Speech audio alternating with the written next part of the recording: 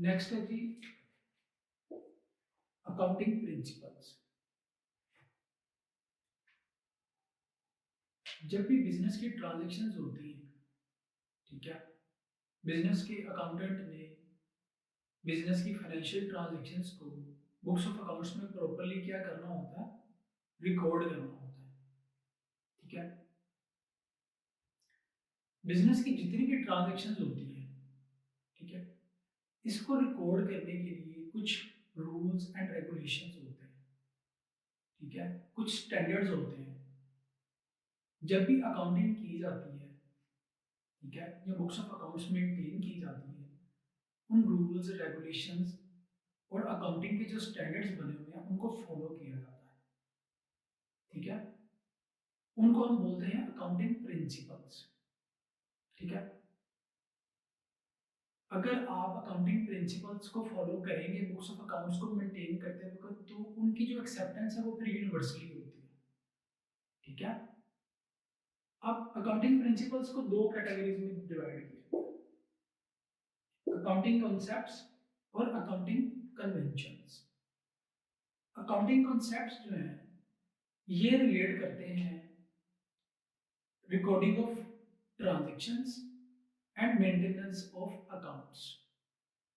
कि बिजनेस की जितनी भी ट्रांजैक्शन होती है उनको रिकॉर्ड करते वक्त अकाउंटिंग कॉन्सेप्ट्स को जो है वो फॉलो किया जाता है।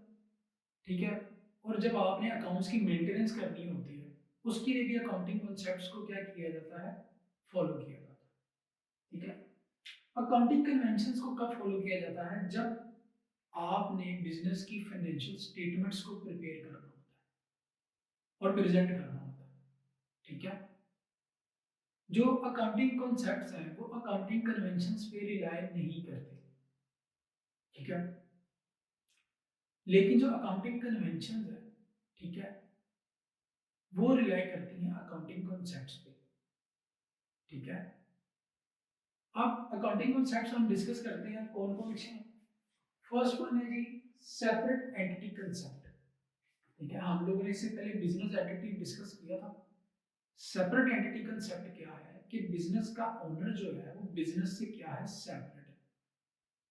ठीक है, जब बिजनेस का ओनर बिजनेस में इन्वेस्ट करता है, दैट मींस कि वो बिजनेस को क्या दे रहा होता है, लोन दे रहा होता है। ठीक है, कैपिटल जो होता है वो कौन लेके आता है, बिजनेस का ओनर। तो कैपिटल बिजनेस की बुक्स में, अकाउंट्स की बुक में लायबिलिटी रिकॉर्ड होती है उसके ओनर की तरफ। ठीक है, यानी कि बिजनेस ने बिजनेस के ओनर को वो अमाउंट पे करनी होती है जिस अमाउंट से ओनर ने बिजनेस स्टार्ट किया होता है। ठीक हो गया, फॉर एग्जांपल आपने बिजनेस स्टार्ट किया है, आपने बिजनेस में 1 लाख रुपया इन्वेस्ट किया। ठीक है, तो बिजनेस की बुक में, ठीक है, लायबिलिटी रिकॉर्ड की जाएगी 1 लाख रुपया। ठीक है, कैपिटल जो होता है वो बिजनेस की इंटरनल लायबिलिटी होती है। ठीक है, बिजनेस में रिकॉर्ड किया जाएगा कि जी 1 लाख रुपया लायबिलिटी है बिजनेस के ओनर की तरफ। अब अगर बिजनेस का ओनर बिजनेस में से अपने पर्सनल यूज के लिए 30,000 निकाल लेता है, तो बिजनेस की लायबिलिटी कितनी रहेगी रिमेनिंग, 70,000। क्योंकि 30,000 बिजनेस में से ओनर ने अपने पर्सनल यूज के लिए निकाल लिया, तो रिमेनिंग जो है वो बिजनेस ने कितना पे करना उसके ओनर को, 70,000। ठीक हो गया, उसके बाद है second one going concern concept. Going concern concept ये है कि आपका जो बिजनेस है वो इनडेफिनेट टाइम पीरियड तक चलेगा। यानी कि फ्यूचर में अभी आपके बिजनेस के क्लोज होने का कोई चांस नहीं है, आपके बिजनेस की पोजीशन बहुत अच्छी जा रही है, आपका बिजनेस बहुत अच्छा चल रहा है। ठीक है, तो आपका बिजनेस जो है अभी फ्यूचर में बंद होने का कोई चांस नहीं है, तो आपका बिजनेस बहुत अच्छा चल रहा है। ठीक है, ये है गोइंग कंसर्न कंसेप्ट कि आपका बिजनेस इनडेफिनेट टाइम पीरियड तक चलेगा। ठीक है, अब इसमें क्या होता है कि आप जो है एसेट को रिकॉर्ड करते हो। ठीक है, एज एन एसेट रिकॉर्ड करते हो जब आप कोई एसेट परचेज करते हो, जब आपका बिजनेस मतलब चल रहा हो अच्छे तरीके से। इसकी एग्जांपल ये हुआ है कि अगर आपने एक इंश्योरेंस पॉलिसी परचेज की है 3 सालों के लिए, ठीक है, तो आप इस कॉस्ट ऑफ इंश्योरेंस को अपनी बिजनेस की बुक्स में एज एन एसेट रिकॉर्ड करेंगे, ठीक है। लेकिन अगर आपका बिजनेस जो है वो 3 साल तक नहीं चलना, आपको पता है, तो फिर आप इस इंश्योरेंस को अपनी बिजनेस की बुक्स में एसेट रिकॉर्ड नहीं करेंगे। ठीक हो गया। In simple, in short, going concern का मतलब ये है कि आपका बिजनेस इनडेफिनेट टाइम पीरियड तक चलेगा, ठीक है। नियर फ्यूचर में आपके बिजनेस के बंद होने का कोई चांस नहीं, ठीक है। उसके बाद थी मनी मेजरमेंट कंसेप्ट। हमने कहा था, इससे पहले डिस्कस किया था, कि अकाउंटिंग उस ट्रांजैक्शन की पॉसिबल होगी कि जिसमें कैश या पैसा इन्वॉल्व होगा, ठीक है। ये है मनी मेजरमेंट कंसेप्ट, ठीक है, कि आप अपनी बिजनेस की बुक्स में उन ट्रांजैक्शंस को रिकॉर्ड करोगे कि जिसमें कैश और पैसा इन्वॉल्व होगा, ठीक है।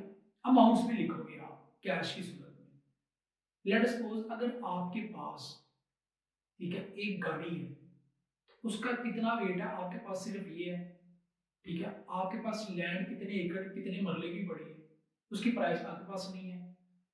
आपके पास अगर गुड्स का स्टॉक पड़ा है तो उसका वेट आपके पास पड़ा है, प्राइस नहीं आपको पता, तो आप इन तीनों को अकाउंटिंग की बुक्स में रिकॉर्ड नहीं कर सकते। आप अकाउंटिंग की बुक में ये नहीं लिखोगे कि आपके पास इतने केजी का स्टॉक पड़ा है, उसकी वैल्यू लिखोगे आप। हाँ, अगर आपके पास मेंशन है कि आपके पास 2 लाख रुपए का स्टॉक पड़ा है, आपके पास जो गाड़ी है उसकी कीमत 10 लाख रुपए है, आपके पास जो लैंड है उसकी कीमत 20 लाख रुपए है, ठीक है, तो वो जो है उसको आप अकाउंट्स की बुक में लिखोगे, ठीक है। ये है आपका मनी मेजरमेंट कंसेप्ट, कि आप उन ट्रांजेक्शन्स की जो है वो अकाउंट्स की बुक में रिकॉर्ड करोगे कि जिसमें कैश इन्वॉल्व होगा, जिसको आप पैसों में लिख सको, ठीक है। उसके बाद है कॉस्ट कंसेप्ट। कॉस्ट कंसेप्ट ये है कि जब भी आप कोई एसेट बाय करेंगे, आप उसको उसकी कॉस्ट प्राइस पे ही लिखेंगे, यानी कि जितने का आपने परचेज किया है उतने का ही लिखेंगे। वो क्यों, वो कैसे?